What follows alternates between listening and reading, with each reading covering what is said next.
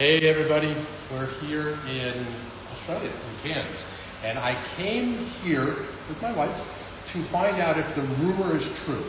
The rumor, in case you haven't heard, is that Ehsan took this tank and put it on his research boat and actually filled it on the reef with coral, block, and water, the fish they had in Africa, and they brought it back and craned it in. Is that true? Yes. Exactly what we do. It's so true. I could see I this didn't want as an actual chunk of reef. I didn't want to say it was so easy, but Well, there's permits involved in probably this sort yeah, of we didn't care. We just this is where we went. We don't care about permits. Anyway, Say that live. we're having a little bit of fun here. Having a little bit of fun. But in all seriousness, the tank is better in person. As you know, I mean, the videos, it's hard to capture the beauty and the dimension that this tank brings, especially being 4 feet front to back. So let me wind it back a little bit. We're here at the TRITON headquarters in Cairns. This is where the magic happens, right? Yeah, a lot of magic. Some happens in Los Angeles. So Yeah, not yeah. everything is happening here. Well, I see a lot of the parallels, which Yeah. is really good. You know, as a single-minded company with kind of an arm over there and here, it's good to see the similarities. Yes. ICP machine back there, where you're doing the analyzing and Yep. testing. Are you testing only for Australia? Yes, so Australia is having a very strict border control.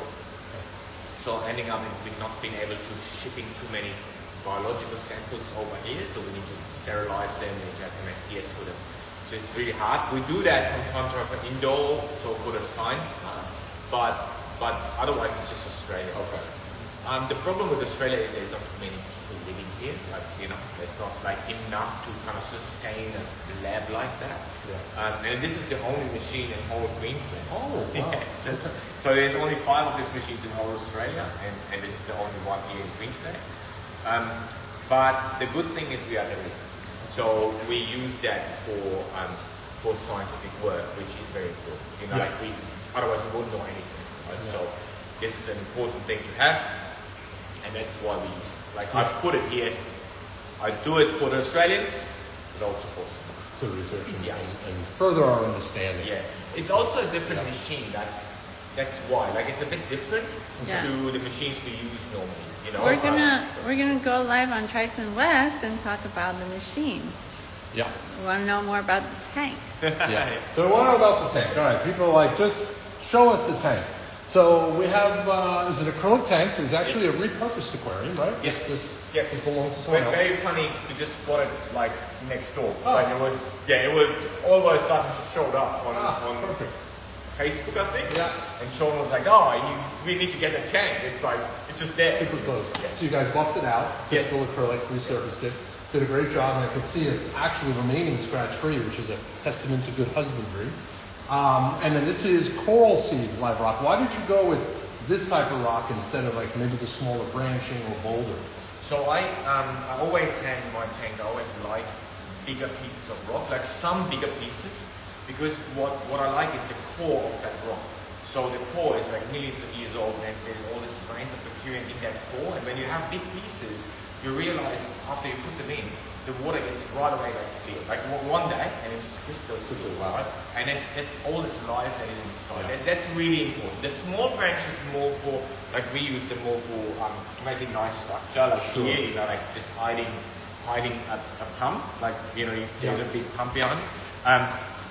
But like for filtration, that part that people kind of miss out nowadays, the filtration part, that bigger chunks are really The anaerobic as well as exactly. the aerobic. It's more. I really like the anaerobic one that is in the core. Yeah. Like that works really well. And when you drill them, the black stuff comes out. Oh, So- yeah. So when I drill the corals and Yeah. put them on, remember, and when you drill them, like you can see when you drill it thicker ones, Yeah. black stuff. We Got it. want to see the corals. Can we change the lights? Yeah. I can change So this is a very white light. These are the Lua X4s, and Yes. there's, I think, 21 in this tank. You went with a very, very tight Yes. grouping on them. Yeah. So you have the ability to turn this light. This is not 100% right now, No, right? no, it's Okay. not. Like I will share that schedule. A lot of people are waiting for it. Okay. But I wanted to make sure that everything kind of works out the way I want before I go and share it. Okay. What you have is, wait a second, I'll just turn it off. Oh, So Why don't you just be careful because it might switch back. Just show them the coral okay, probably able to talk. So what you have with these lights is that we try to always go for the habitat that our corals are coming from, right? And these corals, like the outer reef corals, so they're really far away. That's actually, there's strawberry shortcake in here, which only can show them. Yeah, if you walk around, you can see the strawberry shortcake. But you asked me on the boat, why didn't we see any strawberry shortcake? And I said that because it's further away. Even closer. Yeah, speak up. We don't have microphones, so we got to Talk speak up in a here. little. So it's because we were far, like they're far away, these corals, right? So the strawberry shortcake comes from a far away area, which is crystal clear in water. So you don't have any fresh water going in there. It's crystal clear, and you have, like you now sometimes have 100 meters sun. So you can 100 imagine meters what? visibility. Oh, okay. So sorry, I just got Oh, that. the light change. Yeah, I'll just do it again. So Ooh. what ends up in a lot of penetration of light, right? So if you have that much visibility, there's no obstruction for the light. So they get a massive amount of light. That's also why we stepped up doing it, you know? Yeah. I'll come over here. That better? And the Yeah. polyp extension on these corals like this Robusta or, maybe Yeah. an Abertanoides, but probably Robusta is just phenomenal. What you see is the basis of them. You Yeah. know, normally in aquariums, people put them somewhere and they don't base Look like at that. this Look at ice it's fire a round echinata. base. That's a ice fire echinata, yeah.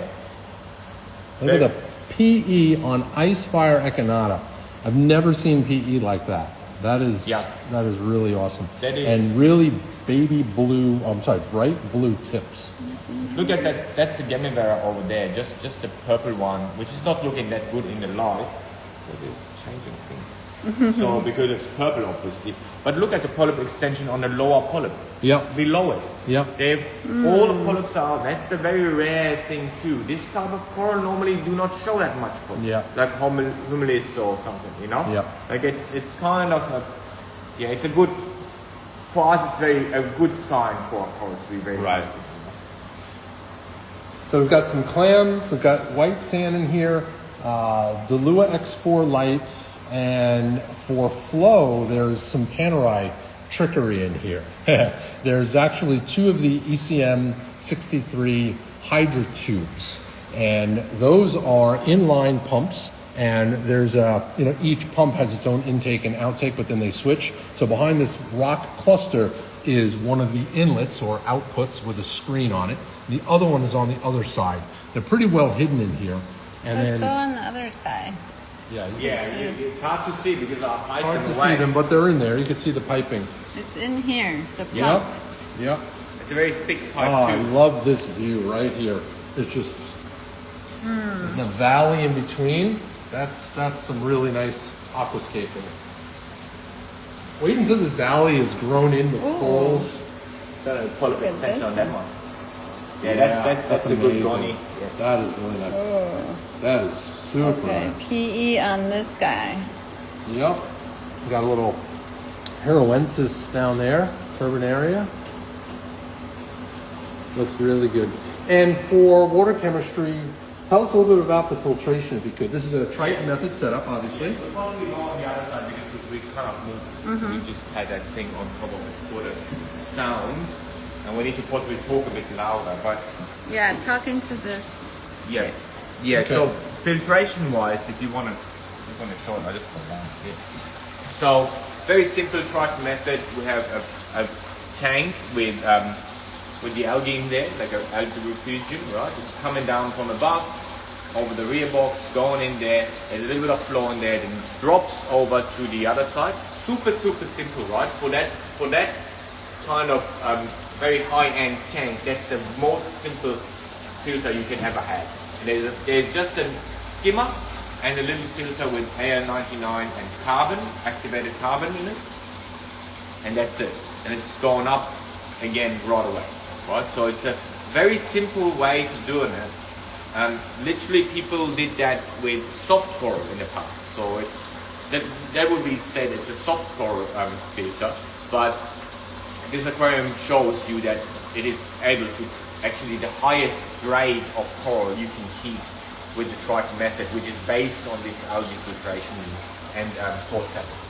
Yeah. It's very, very simple, but it is very, very effective. That's what we want. Let me see it in here. And this is a reverse photo period, looks like T5s? you're running Yeah, on there? T5 and then HDR on the side, but I will change over to all T5s. Yeah. So this is the place where we add our core 7. It's gone into it's kind of in a little cabinet that I can show you. And yeah, T5s and then HDR. I will go all over T5s because that's kind of easier to handle for me.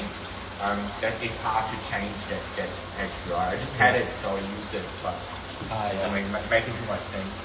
That's not really important. The important part is to set it up like that. This is the way you set it. Very simple, very straightforward. You can't do too many mistakes, and that's making you successful. Yeah. No mistakes make you a lot of people. Yeah, limiting variables helps to determine the outcome. Yes. So when you reduce the variables in your reef keeping method, not relying on a regular water change, not that they're inherently bad, but the one time your salt mix is bad or your RO is bad, or your refractometer isn't calibrated correctly, that can really trip you up. So if you can set up a system holistically that doesn't rely on a water change, well, now you're reducing a variable. So it's going to allow you to hone in on the recipe for success and just less ingredients, Let's harder to look mess at up. Yeah. Strawberry shortcake. Strawberry shortcake is looking really good. So what I like about this shortcake is the shape and the color looks like it was taken off a reef yesterday, which in a lot of our systems, the growth is indicative of the flow or the lack of flow, and the lighting, that lack of bright pastel, is a reflection of a lack of proper lighting or nutrient levels that are higher than you find on a natural reef. So this is a testament to matching the water chemistry to where that coral is probably found and keeping it super happy. Let's Yeah, and there is a polyp extension. We call it a dueling polyp. Why? Because Very it's hungry. reaching. It's always hungry. It's a little larger in the midsection, is that? I'm not said that. I'm not said that, Jules. I'm not said that. So anyway, no, but yeah. I shouldn't be talking. Realistically, you also need to know that you're right. We've matched the habitat, but a lot of corals here come from that same habitat. Yeah. You know, and people sometimes wish this would be the case, but it is the case. So a lot of nice corals, a lot of colorful corals come from that same habitat, meaning that they need the same. Yeah. And this is why like this works so well here, because literally nearly all of these corals come from that area, the same area like you will find That it, outer the outer reef, reef yeah. area. So you end up being like, you know, nailing it down for them, you know. Yeah. So it is a look. Main thing is to have a constant and very, very stable system, and that is the TRITON method, and it's the only one out there that can do that, right? So the TRITON method is not only supplementing elements; it is all this. It's a holistic system. People do not know that normally, but we run it always the same way. The filter accounts for it, but you need to run it this way. One full TRITON, you look out of it. You don't do mistakes. You have a system that works so well. You know, I mean, we have that now 18 years. Yeah. You know, so nobody else ever in the world had done anything like that, and it's backed up by science. So it's crazy, you know. So, are you guys taking questions? We have a question. Yeah, sure. Yeah. That's why we do it live, don't we? When you're starting out with acros, are you better off browning out your coral a bit? Does that make them more resilient? No, it doesn't really matter.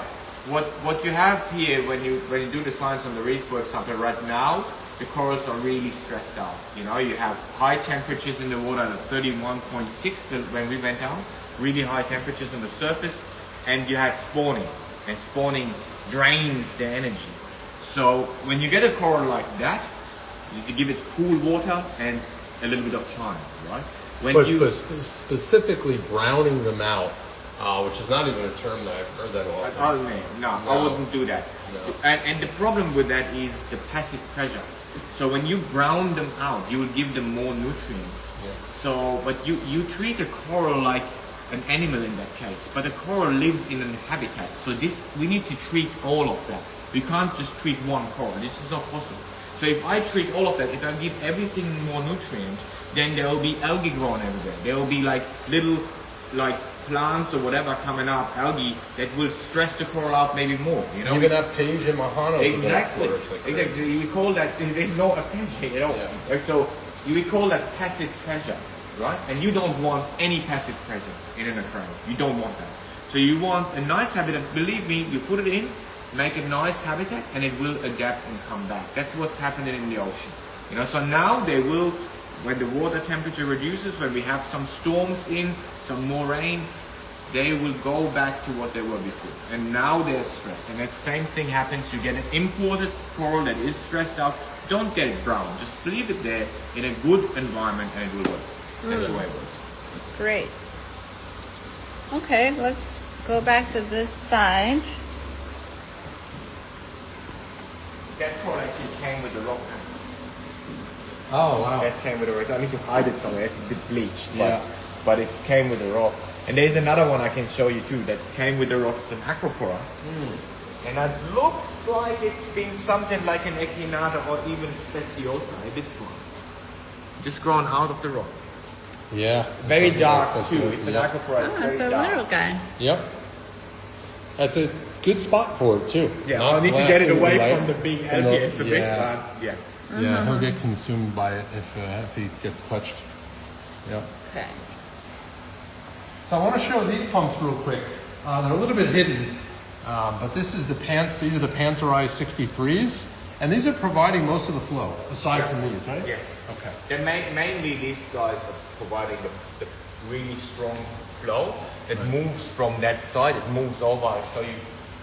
Tony, just come with me. So it moves, actually hits that corner and then moves into that gap that you like so much. Yeah. You know, like it moves the water in here. Yeah. And the other side has other pumps, so they move together and push the water through this gap.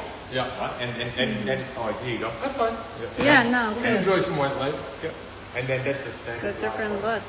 Yeah, you can pull the lens off. Yeah. It Okay. hits that kind of aquapora just straight up, got it. So that is my main flow. The other one is the one that we use for, you know, getting the surface pushed into the weir box and get that nice, like, you know, not strong flow, but that laminar flow into it. And that's pretty good. That's the big ones. Got it. So, looks like this light is a custom rig. Did you make that? Yeah, so we created that part here. This is all CNC. We have a video online where I show that, and you can download that part too. So you can download and do it on your own if you want.